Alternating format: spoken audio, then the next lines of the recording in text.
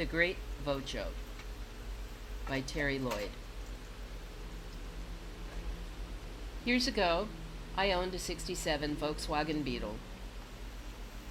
My Bug had originally been painted orange. The paint was long neglected, oxidation eating away at any memory of gloss. The back left fender was primer gray and obviously replaced. The interior was okay, with the exception of my dashboard and driver's seat. The radio had been removed, and the bottom of the driver's seat was mostly springs.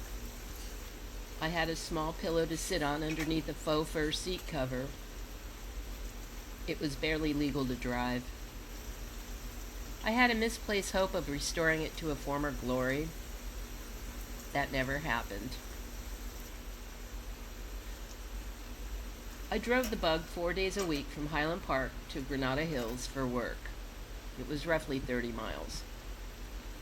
Getting out of my driveway was always a nightmare. Between 7:45 and 8 a.m., the parents of the students attending school at St. Ignatius, 2 doors down, would inevitably all be running late and back up traffic on my street, forbidding my exit and making me late. There's nothing like the indignant entitlement of Catholic school parents. I often wondered what Jesus would think of them. Once out of the carport and safely onto the street, I'd navigate my way down York Boulevard to the 2 freeway north, merging onto the 210 freeway heading east.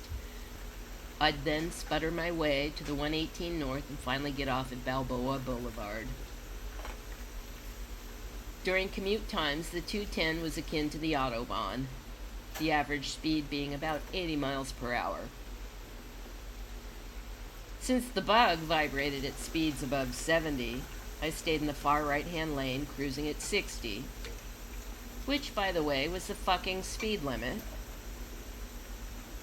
One morning on the 210, about 3 miles before I had to merge onto the 118, a woman driving a gold sedan drove up next to me. She was making some sort of motion with her hands. She was flipping me off. Passing me, she rolled down her passenger window and screamed, "Get that thing off the road!" I laughed and yelled, "Fuck off!" There were 2 nefarious cars when I was growing up during the 1960s. Corvairs and VW Bugs. Corvairs had some sort of suspension and handling issues that deemed them dangerous. Ralph Nader wrote a book about them being unsafe at any speed. The Volkswagen Bug wasn't much better. Very little safety and zero luxury. Known for rollovers, which were almost always fatal. Jim Judge, one of the neighbor boys, was killed in his VW Beetle. He was between 16 and 18. Drunk driving, I heard my parents say. Rolled the car. I have a memory of Jim liking my little brother, Bucky. Jim and Bucky were in front of the open garage at Jim's house. Jim was holding my brother under his 3-year-old arms, swinging him up, both of them laughing and Jim exclaiming, "Bucky, Bucky, Bucky!" A few years later, Jim's younger brother, John, would punch me in the face, giving me a nosebleed. I don't recall what it was I said that triggered him, but it was shitty.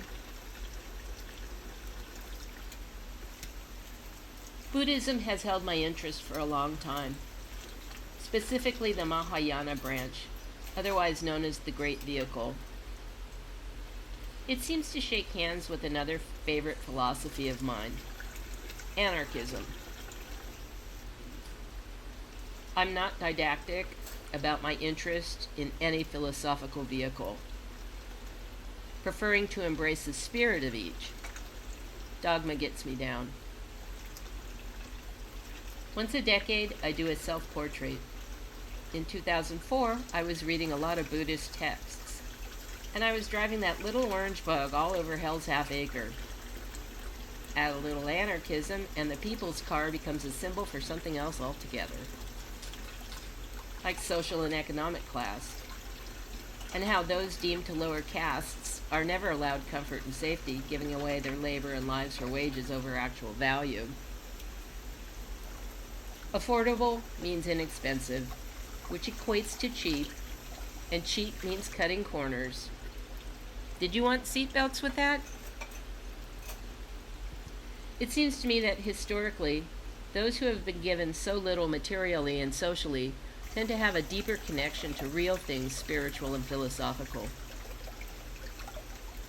And so, the Great Vocho was created, a vibrant graphic work filled with pun and metaphor. Beep beep.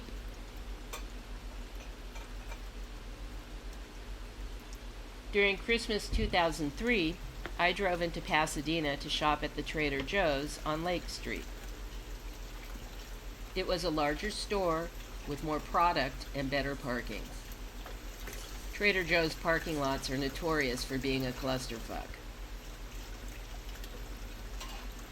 I chugged up to the top of the structure looking for a close enough space to park. There were none, which was fine. But as I started to move toward the overflow lot, I noticed two huge luxury class SUVs parked in the compact parking spaces. They had parked on either side of the 5 spaces, taking up 2 each. My first thought was, that's not very Christmas of them.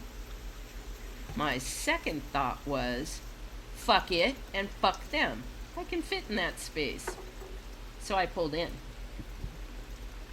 There was just enough room on my driver's side to get out, but not much room for the driver of the SUV to my right. Not my problem. I hopped out and started to head toward the store entrance. I heard, "Thanks, I can't get out," only to realize that there was a driver in that SUV. "Hang on," I said, walking to the back of the vehicles and pointing to the clearly painted lettering, "Compact." Pointing to my car, I then said, "Compact." Pointing to hers, I stated, "Not compact." She then told me I could have parked somewhere else. Funny, I could say the same thing to you, pointing to the overflow lot with plenty of parking. Walking off, I said, "Merry Christmas." Finished with shopping, I pushed my cart back to the bug. Looking up, I could see the impending rain. I piled the bags into my back seat and got in. As I put the key into the ignition, I noticed that Mrs. Entitlement had dumped a whole extra grande coffee thing all over the hood of my car. I laughed my ass off. She was out $8 and it was about to rain. Should all acquaintance be forgot?